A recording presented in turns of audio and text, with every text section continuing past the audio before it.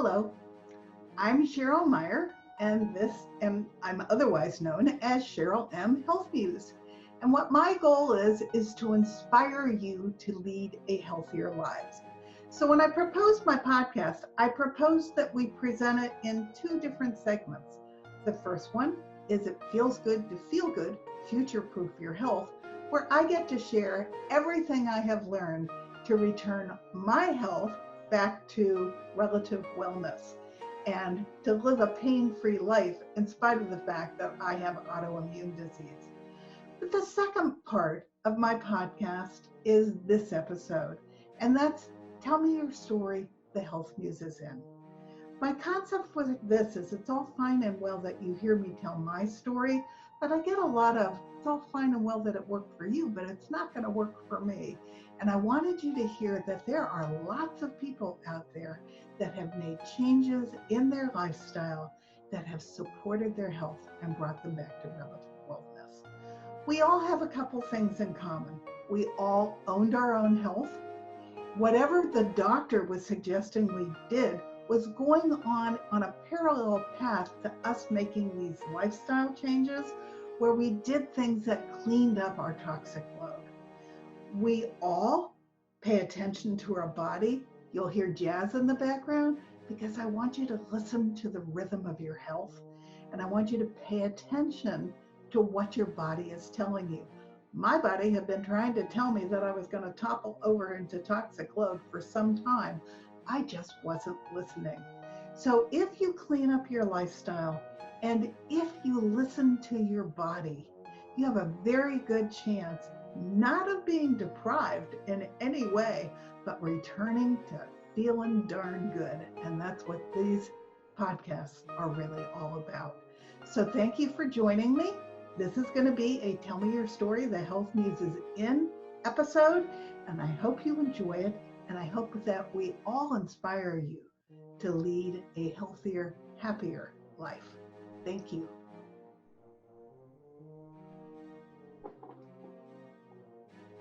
Welcome to another edition of Tell Me Your Story, the Health Muse is in. And I have an incredibly special guest to have a conversation with today that you're going to love. Cynthia Murphy, I'm going to read her bio, but I want to tell you, I've known her for about 4 years, and I don't believe there's anything that she can't accomplish. And she grew up with a disability and a really tough upbringing, but she's gotten seriously into health. She now has 2 master's degrees and she's working on her Ph.D. Her husband has become a master chef of healthy food. They're a remarkable power couple in the health industry, and you need to hear her story because any excuses that you have about why you can't put health things into place, she will take them away because she has not let anything stop her. So Cynthia Murphy is a PhD student in business administration and marketing at Capella University. She is a disabled high school and college graduate. She bravely persevered in the face of rejection and began earning her college degrees after returning to school. She's a graduate student researcher and CEO of Assuaged, which is her own business with her husband. She works as a freelance disability writer, and she is a fashion model for a celebrity group called Kiss the Monkeys. Cynthia holds an MPH from Purdue University and an MPIC in clinical psychology, and then a BA in criminal justice. She has overcome many chronic health conditions caused by Treacher Collins Syndrome, a genetic birth defect that affects the bones, the muscles, and the soft tissues of the face and the skull.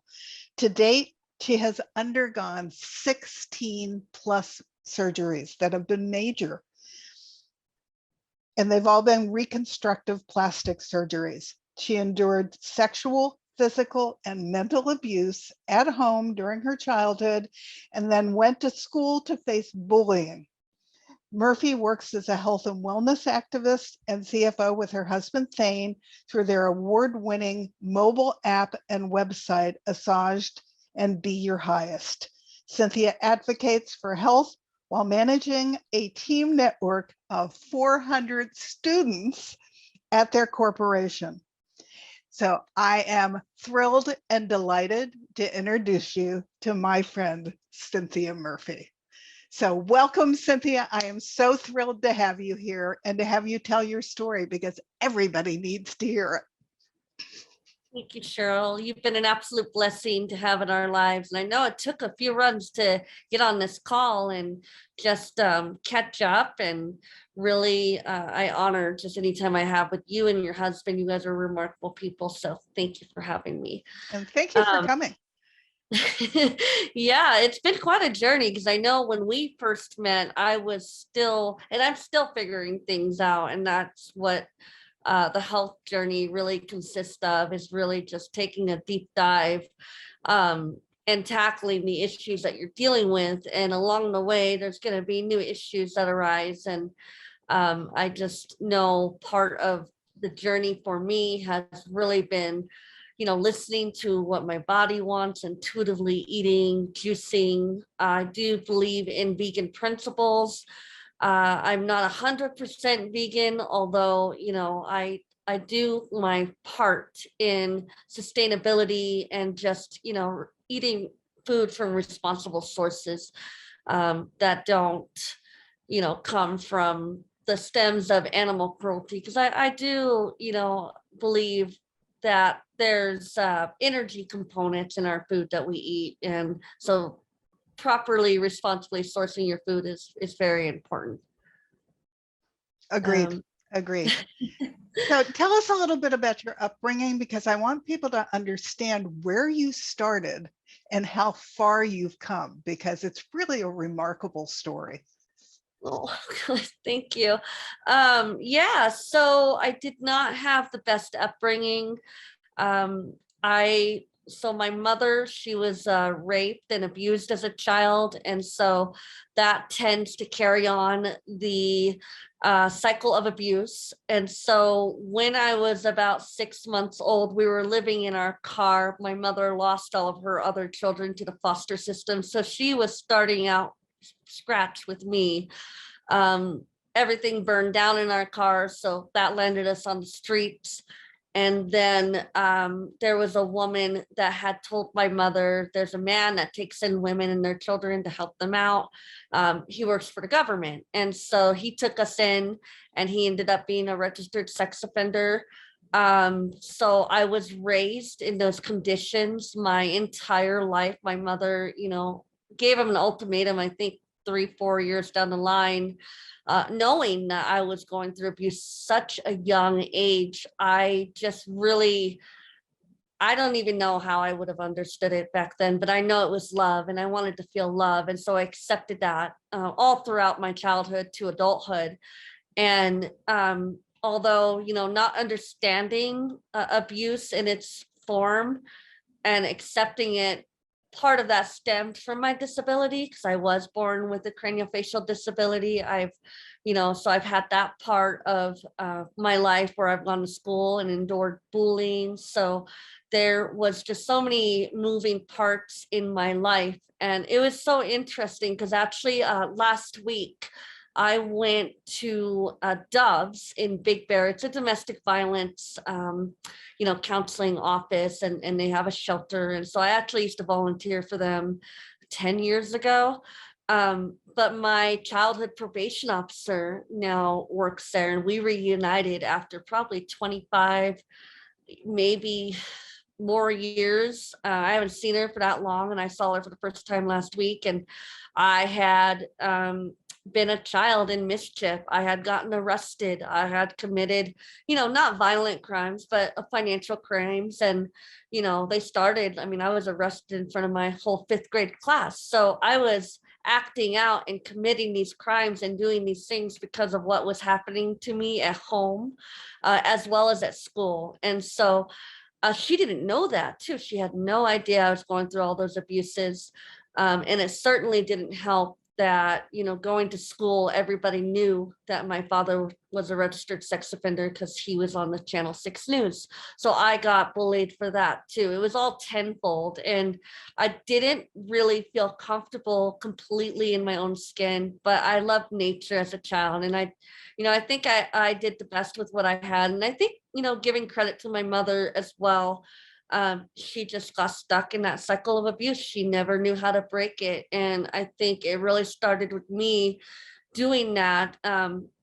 I had my stepfather in my life until my early 30s, almost 37 now. So I kept him in my life, and I just kind of I molded him into the father I wanted him to be. Like when I was 18, he had touched me inappropriately, and I said, that's it. You're not going to touch me anymore. You're not going to do any of this stuff. If you do, I'm going to put your ass in jail.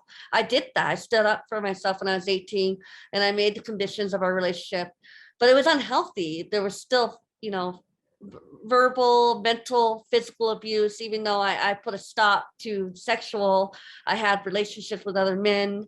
And then I met my husband, and I still had this person around me, and I didn't even know it. I was finishing up, I think, my first master's in psychology, and I told I believe in therapy so much. Therapy is needed to express yourself and really get through those traumas that you're not acknowledging. I wasn't acknowledging mine. And I told her, it's almost like I have Stockholm syndrome. I have this man why is he in my life? He's put me through all this shit. He's done all this horrible stuff to me. And it's like, you're exactly right. You do have Stockholm syndrome. So that's when I really took note of that and removed him from my life altogether. And then I started working with my husband. He's a disabled veteran. He's been through a lot of trauma, mentally, physically, especially with his injury. And he was morbidly obese, pre-diabetic. I was taking 15 daily prescription drugs. I was an alcoholic. I was smoking cigarettes. So we both were at a very poor health point. This was in 2016. We were both very, very sick. And so we just started watching documentaries and started, dabbling in organic foods, which led to veganism as well. We were solid hardcore vegans for about 4 years straight until we started coming across deficiencies. And so again, we really went towards the intuitive lifestyle and just, experimenting with herbs and remedies and food combinations in terms of what would work for us. So I think that's your whole life changed. The whole visual way that you look changed. Your whole attitude changed as you ate cleaner and cleaner food. Your possibilities opened up when you were eating cleaner food. You no longer stopped yourself from achieving what you wanted to do. Yeah. I met you before you became a fashion model on the runway of Kiss the Monkeys. And that just brought out a whole new side of you that allowed you to flourish and grow and glow as you put on high fashion and walked the runway. And I know there's another person who had Treachers that also was a fashion model with you. So I don't know if she's still doing it, but I know that you are. But you turned your health completely around by cleaning up all your lifestyle habits. And so did Thane. And Thane got into it so much that he learned how to be a great chef cooking the food. So you're like the perfect pair to do all this. So what made you decide to create Assuaged? So Assuaged is sorry about that. No worries. It happens all the time. In fact, it's just one of those names that you have to be exposed to and then hear it, because we certainly I don't think I've ever heard it. I've only read it. Yeah, so I mean, it definitely stemmed from what we had endured in our health journey and falling victim to the medical system. The medical system is a great tool to use to analyze and get a diagnosis, which we did, but we stopped relying on, going to our doctor for every piece of advice, and we just started doing the work ourselves. And a lot of that stems from transactional theory, where, most of the people in our population, they believe that they need to rely on their doctor. That's their way of healing. Whereas if you could shift your behavior or your mindset to realize, you could do the legwork yourself and really accomplish so many things in that. I think that's what we just did. And it wasn't easy. I mean, we had a lot of ups and downs, getting healthy, breaking those habits, those bad habits that you just don't want to let go because they feel like the normal and, their comfort zone, whether it's, closet eating or, indulging in the prescription drugs. I was a total drug addict, just, through the medical system, relying on all those prescriptions, and they really eat you out from the inside out. They really do. Yeah, every single pill that we take that comes from big drug has a plus and a minus. And I don't think everybody who's looking for the magic pill, they don't expect for the minus side of that pill to be there, but they give us and they take us away. So any pill that you get on, you should also work with your doctor on how you're going to get off of that pill strategy so that you're not on it forever, because the longer you're on it, the greater the disadvantages and the dark side of that pill become. And our doctors, medical schools are run by the pharmaceutical industry. So that's what they're taught. They know how to hear the symptom, and down the chute comes the pill. And that's how we are practicing medicine in allopathic medicine now. And there is so much that we can do for ourselves if we take the responsibility. And you don't need your doctors to eat organic food and to eat fruits and vegetables and to nourish your body and to move and to get 7 hours of sleep. You don't need your doctor for any of that, but it will all make a huge difference to your health. And so the two of you found ways to eat differently, live differently, adopt lifestyle habits that made you feel good, and then started showing up on your bodies. And you became very passionate about it. Yes. Yeah. I mean, I think, and mental illness, I mean, the prescriptions were causing substantial mental illness. I was stealing makeup from department stores, not because I financially needed to, but I had inside of my head, I felt I was so ugly. I needed a overabundance of all this makeup.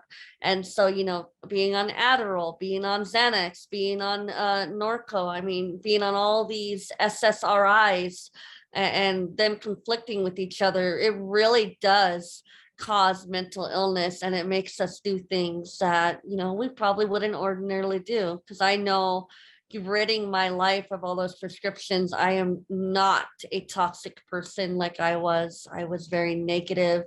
I myself became a bully to some of the people, some of my friends who I'm no longer friends with today, and that's okay. It was like literally words that came out of my mouth. I could slaughter people with them. I had been hurt so badly growing up by words and by actions that I kind of carried that trait into my adult self. And I just had all these toxicities in my life. And, you think that you can't ever be cured. This is a condition I have. I was diagnosed with kleptomania. They wrote it off as that instead of really looking, okay, there's all these prescriptions I'm taking that made me make those choices. Because now that I am clean, I don't think the same way. I don't give a shit about makeup the way that, I was thinking how important it was at that time. And, I'm not proud of the mistakes I've made, but I know that a direct link, a cause of all of the decisions I made were linked to the things I was putting in my body, including prescriptions. And were you depressed when you were doing all those things? Oh yeah, I always wanted to commit suicide. I thought of ways every day to kill myself. And it's sad because my life wasn't even that bad. You know, I have this amazing husband that loves me, and here I am, online, looking up the self-assisted suicide, or, that powder you can drink, just a way out, because I just felt so miserable in my own skin. I didn't care about getting 2 DUIs. I didn't care about anything, who I affected. I wasn't in the right headspace to really be a functional, productive human being. And I have to share with everyone that in the time that I have known you, you are one of the sweetest, kindest, most giving human beings. So a lot of that was behind you by the time I met you, because you had already changed to a much healthier lifestyle. I just did 4 podcasts on depression and how food can impact your gut, your moods, your vagus nerve, all your feel-good hormones, everything. And so do you attribute it to the fact that you cleaned up your food and your lifestyle, that you got off all those pills, and that you are now the kind, sweet, loving person that I know? Oh, well, thank you so much. I feel very strongly like you're just a mother figure and a just amazing friend, and you've come over your perseverances as well with this health journey. Yeah, so I would say, something that really triggered us to start getting healthy was not only looking in the mirror and seeing what we didn't like, looking back at us, both Thane and I.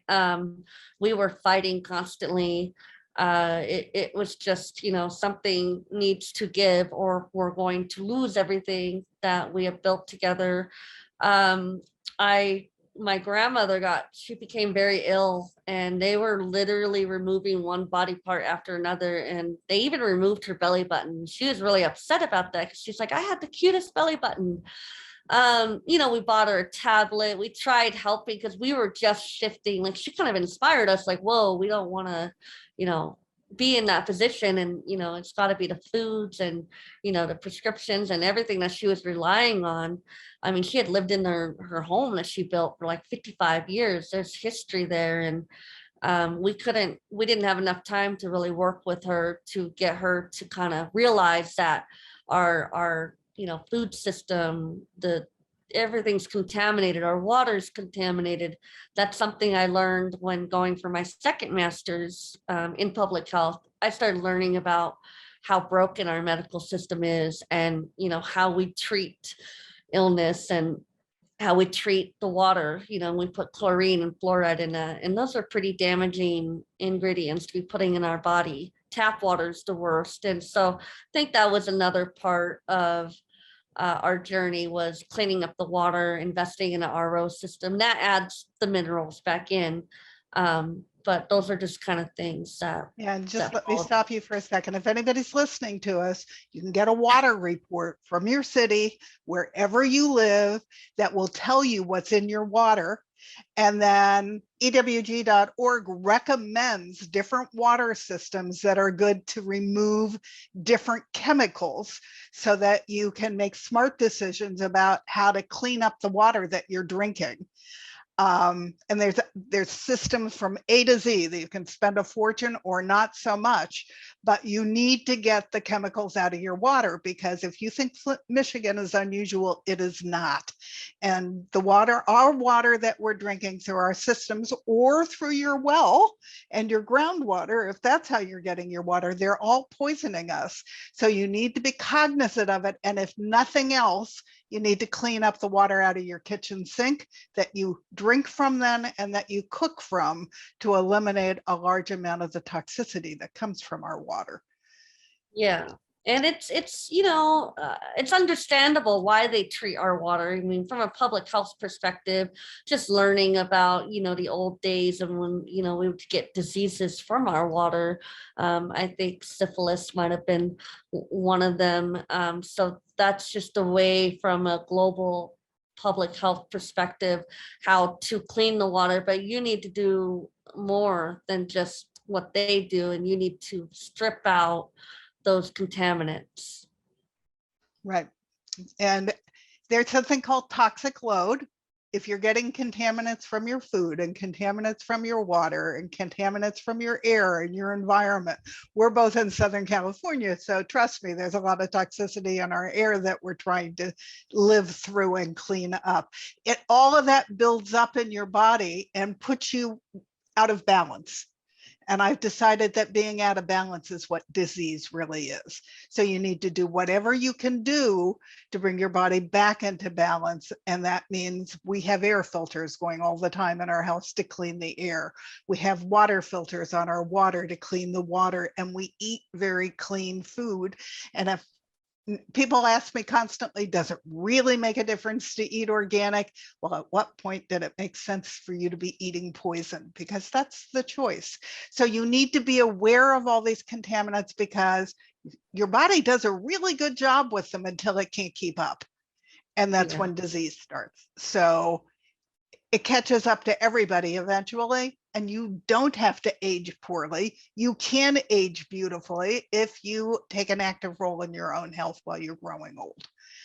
So it's true. It's so true. And I think, it's a journey. It's not going to be, I think so many people are just so focused on that overnight, switch that they can change up everything and just, not have the inconvenience of really putting in the work and, cooking your own food and sourcing organic foods. It's more expensive. It's too expensive. And that's not true. I mean, we have before and after bills. I mean, we just, we kind of bought some cheese and some, we bought certain food types instead of all produce, and you could just see the differences and the expenses that meat and cheese and all of that, if you're gonna primarily have that in your food budget instead of produce and fruits and vegetables, you're going to rely on these foods, and mind you, not organic. There's coagulated cow pus in dairy. There's horrible, energy components. I just want to cry when I see the animals and the way that they're treated in the mainstream animal agriculture. It's just, why would you want to be putting that in your body as well? Not to mention all the hormones that they're giving these animals that's going right back into your body. Then you're creating conditions like autoimmune disorders. And those animals are under terrible stress, which means you're getting their stress hormones. And trust me, you got enough of your own. You don't need theirs. Plus, why would we be treating any other living creature that way? They're sentient creatures. They should not be treated that way. So no, I agree with you completely. And I, just like the Indians, there's a supplement. I'll have to send it to you, Cheryl. It's like called ancient something, but they do the tail from bone, and they make these capsules you can buy, and it's organic and grass fed, but you can buy, brain and gallbladder and colostrum. You could buy all the components, and they literally use the animal from head to toe. And those are native principles in terms of healing. And mind you, I mean, that's the kind of measures you resort to, what's working for you. Primarily for me, I do well on, 95% plant-based, but the blue zones, they recommend, these people live to be over 100 years old. There's 5 blue zones in the world. There's only 1 in the United States, and that's in Loma Linda, California. So that's where we do all of our grocery shopping. We go to their local blue zone store. And so when you walk in the store, it's not like Whole Foods where you have, conventional and organic. Everything produce-wise in there's organic. So you don't have to worry about looking at the barcodes on a tomato, seeing that it starts with 4 instead of 9, because the 9 stands for organic, whereas you got the conventional, and there's GMOs and all that. So it's just really kind of taking a holistic approach and educational approach and becoming knowledge and well versed in what you're sourcing, reading your ingredients, all of that. And if anyone's interested to learn more about the blue zones, they actually have a very robust website, and they do excellent blogs on all of the components that make a person a healthy person, because health is multifaceted. It's not just food, even though those of us who are interested in health often talk about food, because in America we are eating icky foods. So that's kind of the base place for us all to begin. But the blue zones, number one to the blue zones is community. They want you to have and if you have a supportive community, you're much more likely to have healthy attitudes and healthy habits because the community supports you. I just read an interesting article. If your friends are not that healthy, you don't get rid of those friends, but you start adding in new ones that are healthy so that the mix balances towards the healthy, and you become the influencer in the beginning, and then you find other people with like lifestyles that will support you. And eventually the people who weren't that healthy start to get influenced by you guys, and they start to move in your direction, which is a healthy thing. So when I say community, it doesn't mean you go out and you fire all your friends. You just recognize that you're going to be the leader. It doesn't change that you're going to adopt healthy habits. And then you start looking for other people who have healthy habits to put into the mix. But that's important. Blue zones often will eat fish. They live on pescatarian diets. But they do eat 70% of what they eat is plant-based. And I agree with that. Although I do eat meat that the animal eats that's specific to his diet, which is grass-fed, grass-finished beef and buffalo and all lamb eat grass. So that's easy. I can't eat chicken because I'm sensitive to it, but if I did, it would be a pasture chicken who's eating bugs and berries and grasses. But the majority of what I eat is still always going to be 70% plant-based, because that's where we get all our beautiful phytonutrients that fuel our body. It's true. It's so true. I think, and just taking the initiative to be your healthiest, that's our little slogan trademark that we got there. And it really, explains the mission of Assuaged, to alleviate and to just find your healthiest self in a way that works for you, and not making it just seems like these are big compromises to make for people. And I'm looking forward for a shift in change, because so many people are dying. And again, I think people with trauma, I think everybody has trauma, and especially if it's not dealt with, that's going to kind of seep in your life, and you're not going to want to make health changes because you're victimizing yourself, you're reliving your traumas, when you're talking about friends, I do not have the same friends that I had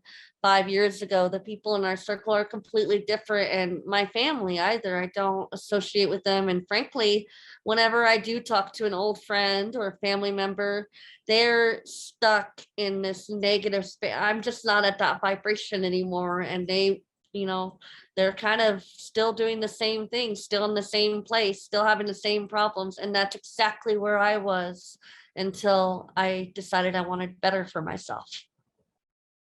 And you've created it. Look at you, almost ready to get your Ph.D. That's fantastic. Thank you. And you have 400 students that you have working for you, spreading your message and working on health out in the public. Why don't you tell everybody a little bit about that?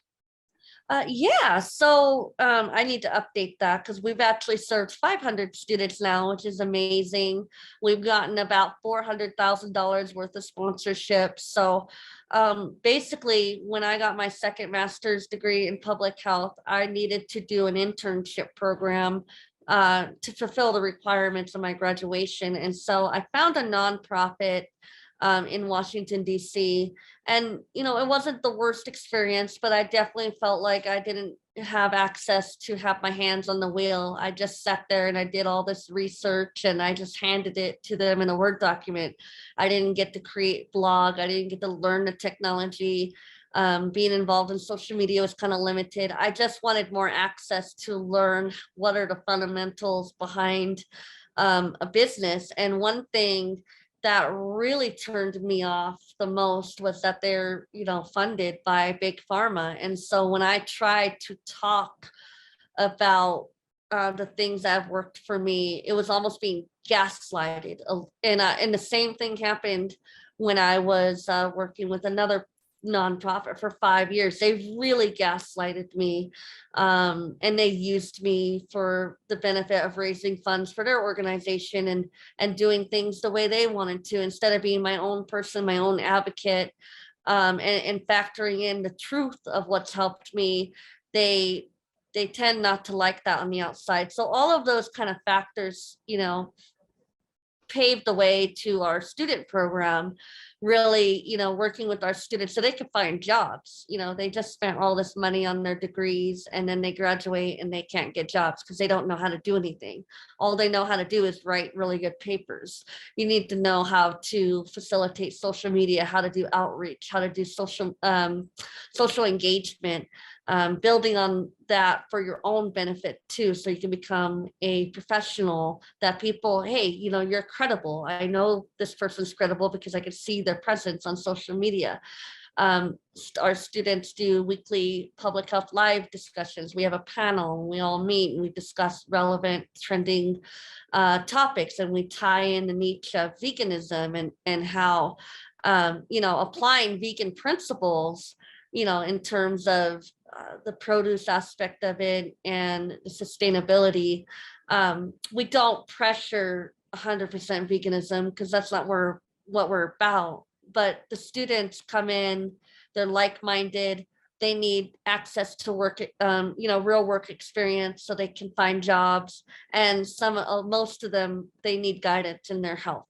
And so it's kind of like a rotation, if you will. We get all these students, they get their hours. Many companies like Facebook, Microsoft, Kroger, the CDC, they've hired our students.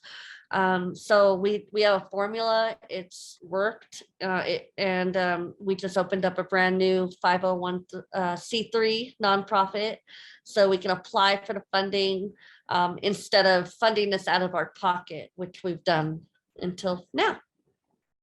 And you just got one of those, just came through us, if I read that correctly. The nonprofit? Yes. Yeah. Well, we were running as a corporation for the first 4 years, and we were acting as a charity. So it's been very financially taxing, just in terms of using our own retirement funds to, help these students, which we'll never regret. This is part of our mission as human beings on this planet, is to help each other.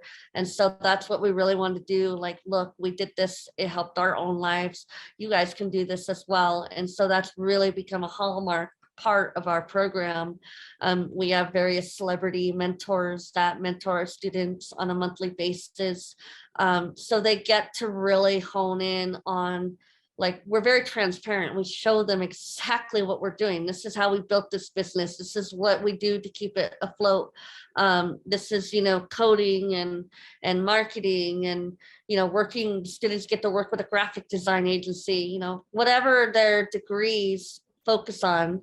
80% of our students are public health, but we do get, finance students, we get marketing students, journalism students, graphic design students. So they all can kind of come in, and we give them the keys, and they can create whatever they want to. It's their voice. We don't cap anyone on their viewpoints or their voices. We just want everyone to be heard. That's terrific.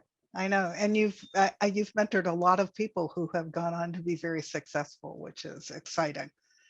Yeah, it is very exciting, and it's just something that we couldn't have even expected to build a student program.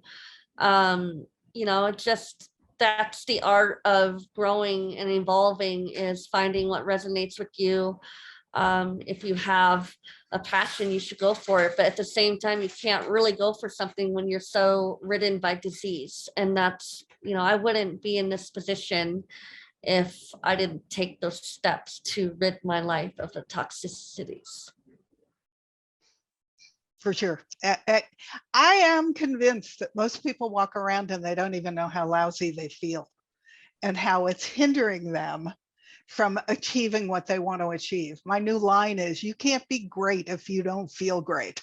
It has to start there. I had my own business. It was successful, but I could have lost it all when I lost my health, because my body was bankrupt, even though my business was financially sound. You have to have your health. it is the basis and the support for your entire life.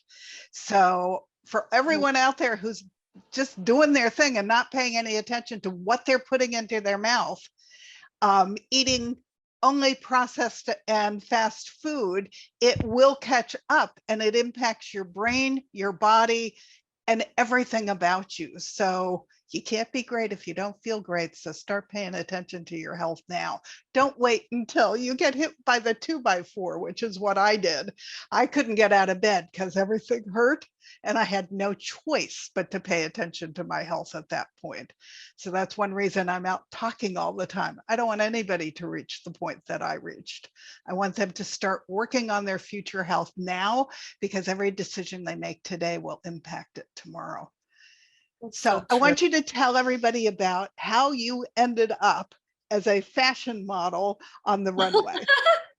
Well, that's funny. I am grateful for the modeling aspect. It's again something I couldn't have expected. My husband kind of pushed me into it. In 2009, I went to an audition for America's Next Top Model, and I published an article about it. And I was rejected. I was laughed at. It hurt pretty bad. And it really just, hindered on my confidence of ever wanting to go there again. But, I published an article in 2015, and Gina Davis actually shared it on her website, CJ, and she talks about equality among females in the entertainment sector. And one of my things was talking about, well, why don't we have models with disabilities? Why don't we have actors with disabilities? Why are we like the movie with Julia Roberts and Owen Wilson and Jacob Tremblay, they spent hundreds and thousands of dollars to put makeup on a little boy to make him look deformed, rather than find someone who actually has a condition like I was born with and give them an opportunity to be on the big screen. I know acting comes with talent and stuff, but I believe that when you're in a more organic role like that it just comes off more organically, and it's representation of our community. So that's kind of where I started with that. And then in 2018, we started going to celebrity events, and they had all these like top line fashion designers. I mean, I'm in the room with the likes of very reputable designers, and just seeing all the fashion. And maybe I had braces, so I wasn't even really thinking of going out there and doing this. And my husband, he signed me up, and I started doing these modeling competitions, and then we became really, really close friends with the founders of the celebrity organization Kiss the Monkeys. So we went from being part of the events as VIP members to actually planning the events with them. The last event we did was at the famous toy store FAO Schwartz in New York. I helped with all the modeling casting. I got 3 other disabled models on the runway with me at that show.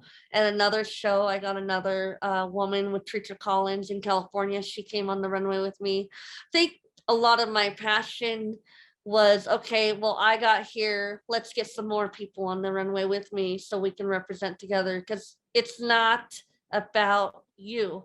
And for the longest time, I always thought it was about me, because I was victimizing myself. I was stuck in all this this toxic mindset. And when you really clear that up, you really start wanting to become a service to other people and to represent. It just opened up a whole new side for me, at least. And so that's where the passion for modeling comes from that perspective. I don't like the pain that it causes, like my heels, walking around, standing around for hours in heels. It's so painful. I was like, no. But it's not my go-to. I'm gonna go model tomorrow, but I am preparing for a TV show, so that's going to be exciting to start portraying a different side and learning how that all works. That's exciting. It is. I will gladly tell you more about it when I learn more about it. Okay, I'm excited. Yes. And there are opportunities now with cable being so hot and with Netflix looking for unique ideas. I interviewed someone on the show who was trafficked and who got away and is now an advocate to get parents aware of trafficking.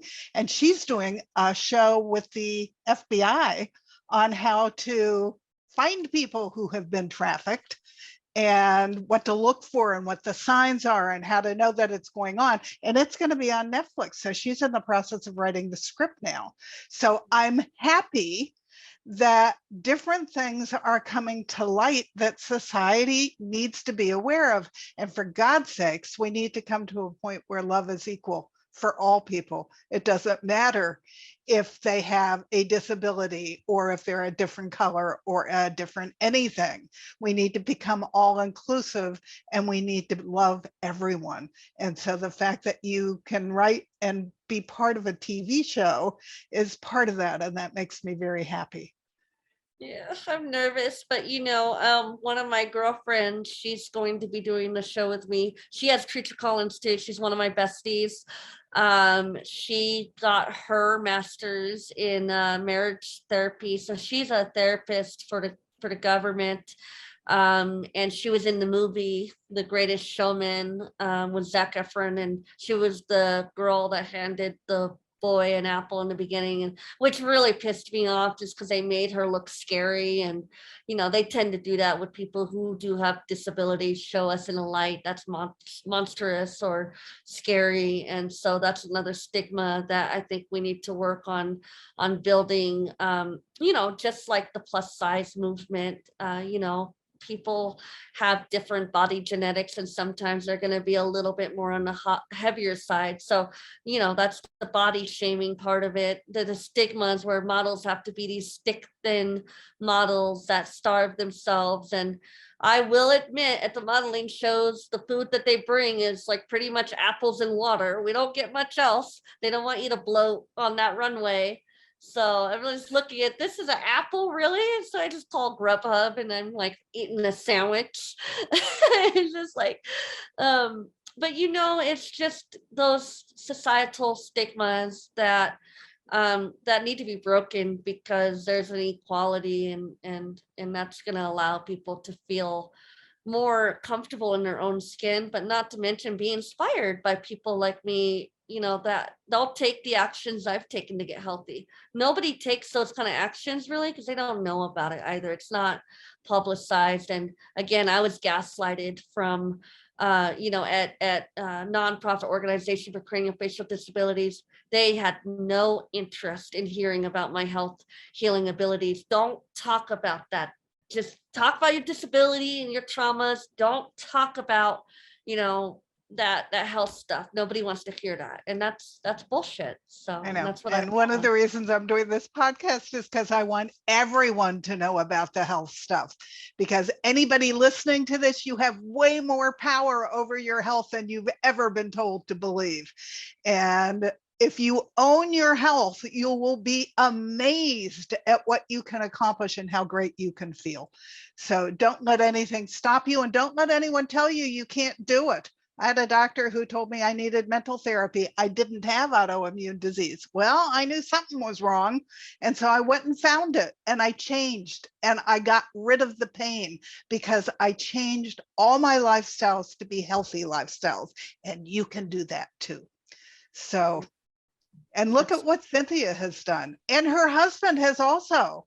He is a healthy, robust, young chef who's cooking healthy food for lots of people now. And it shows in how both of them feel, how both of their attitudes are, and on what both of them are accomplishing as a result of it. So, yeah, and to add on that, Thane, he doesn't, he has cooked for some pretty big names. But yeah, he has been more just practicing that together at home. I've learned how to cook. I am his caregiver, so he still has those injuries that will never go away. When you get a traumatic brain injury, It never goes away. If you watch the movie Concussion with Will Smith, that really explains the kind of condition that Thane lives with. The last suicide attempt he had was, I think, 2019.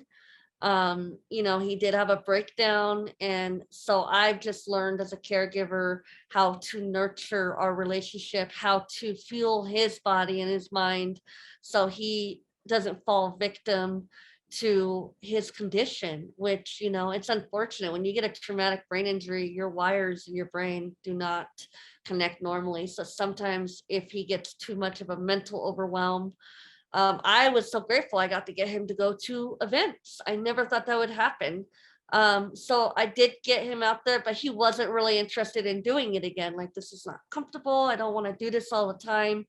But at least I was able to challenge him and get him around these people. And he has some friends now, and not many. I just feel like when you're a Marine, a military veteran, and you're separated from your brothers and you're separated with a disability, it changes you.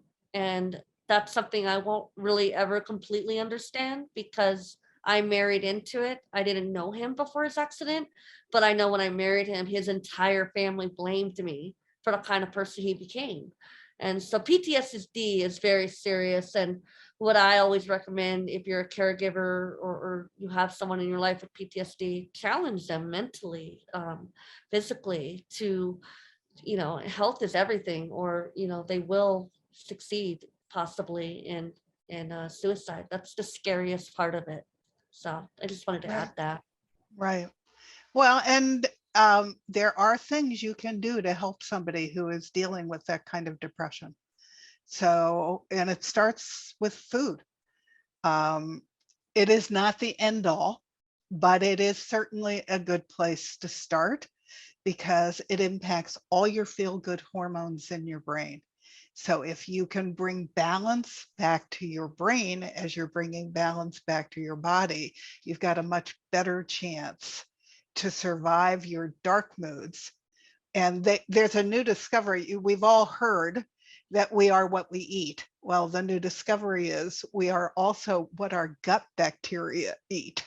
So if we're feeding them icky food, they are angry little gut bacteria, and there's a direct line by the vagus nerve right up to the brain. So if you're feeding your gut bacteria icky stuff, then that is a direct reason for some of the dark mood.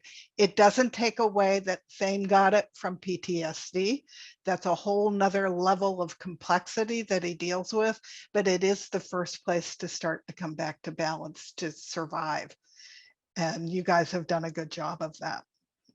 Thank you. Yeah, I mean, that's just the message here at hand is, we're all dealing with something, whether or not we have a specific disability, or, we're just living in toxicities and dealing with elements that aren't easily recognizable. It's just become our new normal. And I just encourage people to do what you and I have done, to really just dig deeper and find those health avenues that are going to benefit them the most. Right. And it makes your life better. If you're eating healthy and you're doing the other pillars of health, your life is better because you're much more even, healthy, balanced, excited to get up in the morning, grateful. All the things that create a good life come from feeling good in your body, which comes from healthy habits. So, Amen. Yeah. Okay. Is there anything that you want to tell our listeners that we haven't talked about yet? Any wisdom you want to share with them? Well, in addition to the health aspect, I think spirituality is really important. And that's something that is, when you're talking about the blue zones, whatever that is, having a faith, a higher power, if it's in God, or, I do a lot of angel readings, and I love my little third-eyed pine cones and my stones. And I just feel like tapping into a belief system that conjoins with your health changes is also important. And I just love you, Cheryl, and I'm just so grateful you're in my life. Oh, thank you. Yeah, no, all 5 of the original Blue Zones had people in it who were connected with a spiritual belief. They called it different things. It didn't matter that they called it different things. They all believed in a power higher than themselves, that they believed in with their whole heart, and they utilized their spirituality in their lifestyle. And so it is one of the important pillars. Um, and I love you too. We've known each other a long time, and I'm very grateful that I have you in my life. And it's been fun to watch you grow and to see what you've accomplished, which is I know. really to be commended. I met you, well, I networked with you via the internet through the Best You Expo. And that's where it really started. It really did. I was so sick at that event. I didn't get to come to your booth. I was literally, I couldn't like walk. I felt like I was going to defecate all over the floor. I was that sick. That was the low point. In my life where we had been making the health changes, but your body has to adjust. So just remember, when you are making these changes, your body is going to probably fall into a more sickly stance because it's cleaning everything out. And yeah, Yeah, it and if you wasn't fun. detox too quickly, you get sicker instead of healthier during Yeah. the initial detox. Yeah, it was crazy. But yeah, I mean, it's just, giving yourself time and you'll notice your skin, cellular regeneration. It's real. It really is. Over every 30 days, you'll see, improvements. Every year, you'll see improvements. So it's not a regret I'll ever have. No, and you just keep the course. I'm always looking for new puzzle pieces that will help my health, and then I like to share them, because if it's a puzzle piece for me, it may be for somebody else as well. Yes. And so it's kind of fun. I'm on a treasure hunt for puzzle pieces for health, and Yes. Love it. so that's going to actually be my next project. I'm going to start doing what I'm going to call health bites, BYTES, of 3 to 5 minute videos, that if you know you have a problem with your digestion, you can go pick from a variety of health bites and get them in much smaller chunks than my hour-long podcast, which you have to be committed to listen to from beginning to end. I want to get it out in smaller bites so that you can get what you need if you're looking for pieces of your puzzle. Yeah. And I was just thinking in my head, I'd love to co-author a book with you, like a 70-page book, something, because that's the thing today. People have a short attention span. So giving them bite-sized information, the important key takeaways and additional resources if they'd like. But yeah, I think that would be such a fun project. And I'm excited to see the turnout of yours. Thank you. I did a questionnaire. It has 800 questions on it. My husband's a statistician. No one's going to answer 800 questions. So we need to call it down, or at least shoot you off into the areas where you know you have issues. And then that will lead you to what area you need to go hear health bites so that you can improve your health. So it's going to be a big project, but that's what I have coming up next. So I'm excited to get working on it. So thank you very much. What's next for you? You're going to get your PhD, and then what's coming down the line? Oh God, I don't know. There's just so many different things. And yeah, I mean, just, it's building, and every year there's different changes. We couldn't have predicted that we were going to go the nonprofit route. But, when you are building something of your own, especially if you're going for a college degree, I highly recommend that you find a niche, an avenue that you can go to monetize yourself from your hard studies, and incorporating a public service to that, so you have passion along with the mission, and that you're not just, using your time towards building on other missions that don't resonate with you. But if they do, that's fine too. If you're a 9 to 5 kind of person that you're just looking to get your college education and go work for a good company, that's great too. Find that company and align with them. But if you're crazy like me, go build 2 businesses and recruit a bunch of people, and just just so many good messages, because there's a lot to learn. Like, we've made our own nutritional products. We don't source any ingredients from China. A lot of companies, it was amazing. I was writing other companies, like our competitors, saying, hey, where do you get your organic ingredients? And they said, most of them wrote me back and said, we source organic ingredients from China, and they have corruption. They have their water and their soil is compromised. They're heavily polluted. And so Yeah, it's a I very feel, dirty country. I did a lot of yeah, business over there in my other business. yeah, I mean, unfortunately, so that's when you are sourcing organic, it's important when you find companies, our company, our second company is Be Your Highest. And that's where we have CBD products, and we're undergoing trials, and, it's just going to be a whole new journey. It can feel overwhelming, but I'm grateful to just keep learning. We've had some mistakes with packaging and stuff, had to fix that, more money investments in that. But the journey of slow growth, I say, to don't jump on anything too fast. And I think that's what's been next for me, is just learning how to get into the retail space and running a business from that end of it. Yeah, it's exciting though. You have whole new worlds that you're going to go accomplish. And you are constantly growing. And look at all the degrees you have accumulated. Oh my God. So now you get to utilize them to do good for both. And yes, we all need to earn money, and there's nothing wrong with that. But that doesn't mean we don't have a mission and a passion, and that we're not going to serve. It all can work together. So, Oh yeah, 100%. Thank you for having me, Cheryl. well, thank you for coming. It's delightful. So I will put Cynthia's information in the copy that goes with this podcast so that you can find her and you can learn more about her.